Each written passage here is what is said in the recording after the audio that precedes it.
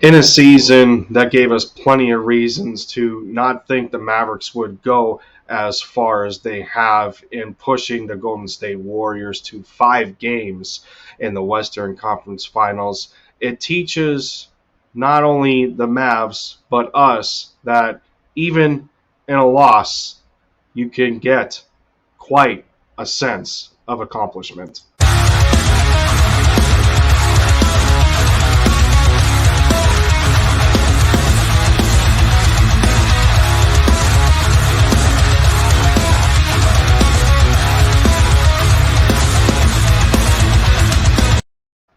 Good evening, MFFLs, Bird brothers and sisters.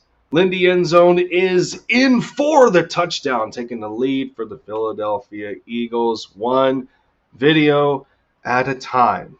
Well, you might be asking yourself, well, Lindy, why the hell are you making a video that showcases the Dallas Mavericks? Well, if you were around long enough towards the middle part of my channel creation, I used to also cover the Dallas Mavericks, in them being my all favorite team, and Luka Doncic being my guy.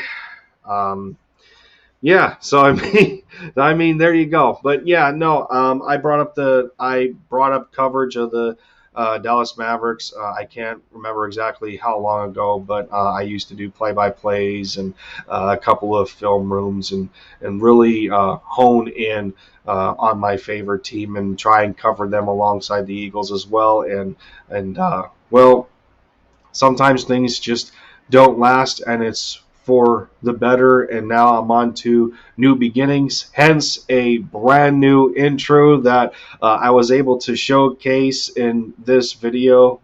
Granted, it's about the Mavericks, but nonetheless, I just needed to get my thoughts out here on the conclusion to the season, in which, like I said, there was plenty of reasons.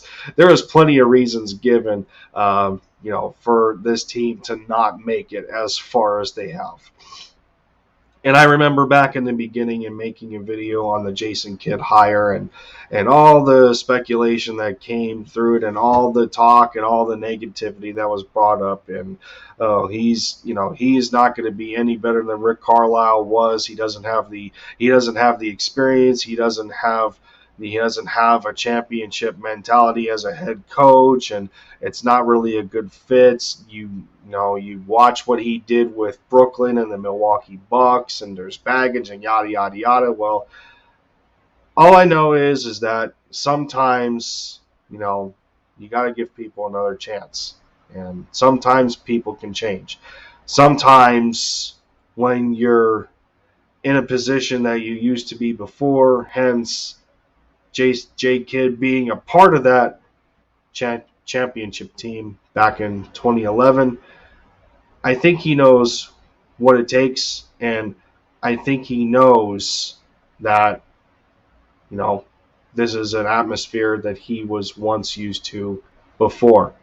And that was a part of me that I had to remember in terms of the amount of reservations people have had, and I had to really look at it and say, well,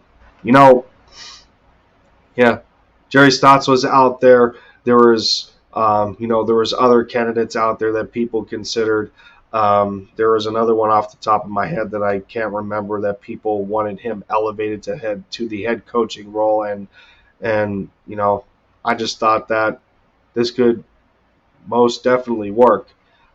Especially in the conversion of a more offensive-minded coach to a defensive-minded coach. How bad Dallas was as a team defensively, what Jason has been able to do over the course of the season, and watching a chubby Luka come in out of shape, and me making a video on that, and basically saying that when you are the guy, when you are the face of the franchise, then you need to show better representation.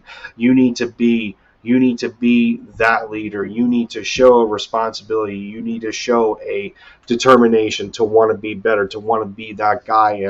And over the course of the year, he's done it again in a historical fashion. 3-time first team All NBA in his first 4 years, to average almost a triple double in the playoffs, to dispatch a first seeded Phoenix Suns team who had the best record in all of basketball in the regular season, to take out a reputable foe in the Utah Jazz, to push a championship grit team and the Golden State Warriors, who I thought at the time were a better test than Phoenix was. Yeah, crazy to say. But when you're already going up against a team that has almost a dynastic feel to them, that has a separation of championship experience as opposed to the Phoenix Suns, they know how to win. Phoenix, yeah, they were to the finals. They've been to the finals. But, in taking the L to Milwaukee and the issues that Devin Booker was going through, not just in that series, but in the series against us, he wasn't all there when Phoenix needed him. Aside from Chris Paul's woes, aside from DeAndre Ayton's woes, the way Devin Booker is looked at across the league, him being higher than Luka in MVP voting, it all stacks up. But when you boil it down, Golden State was the team Dallas needed to face to really show the Mavs and to show the NBA what the Mavericks are made of and what they need to do going forward to improve this basketball team. And, wow. And I just keep looking back on it. The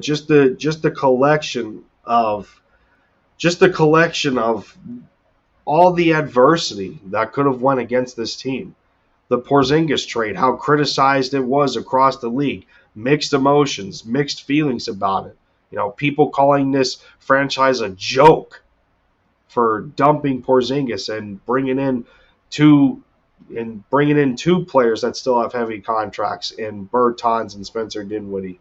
And they still contributed even to a higher fashion. And I thought at the time, even though I gave Porzingis extra chances that other people might not have, I still thought at the end of the day it was addition by subtraction. And wow, just to continue to look back on it, it was nothing short of unbelievable, even in not making it to the finals. And this was the experience the Mavericks needed to open up the window of greater things. Now it's time to put all your chips to the table. Build this team the way it's supposed to be. And for me, my first thing to address is they're in desperate need of a center. I'm sorry. When you're getting out-rebounded game in and game out because you got nobody to body with DeAndre Ayton, you got nobody to body with Kevon Looney and rip those rebounds away, especially offensive rebounds. Game 5 was bad for Dallas. They got out-rebounded offensively 13-5. They got out-rebounded in totality by 17. Those are extra possessions that you would like to have to keep the ball out of the opposite team's hands. That's why it's difficult to come back from a large deficit, because you just got nobody that can take advantage of the glass. But to really summarize everything, yeah, I was heartbroken. I was heartbroken game 5, but at the end of the day, this was quite the accomplishment. It was quite the accomplishment. A spot that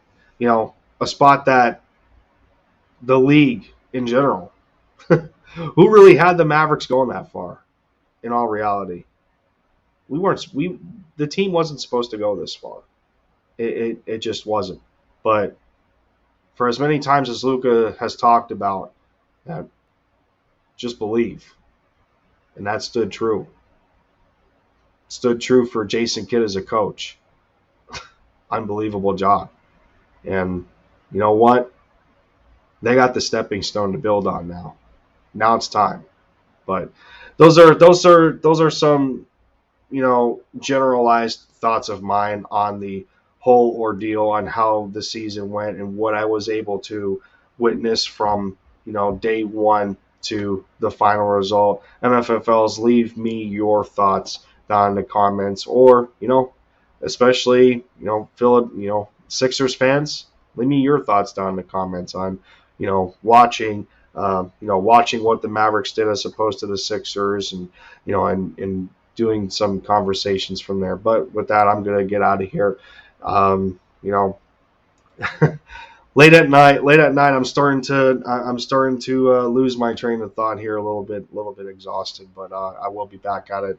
I will be back at it tomorrow at some point. We'll be back at it Sunday, and I get to treat you guys to a brand new outro. Hope y'all like it. I'm loving the changes that I've made, but nonetheless, appreciate you guys, once more for sticking around and giving the support that you do. But like I said, nothing to hang your heads about. MFFL's unbelievable year.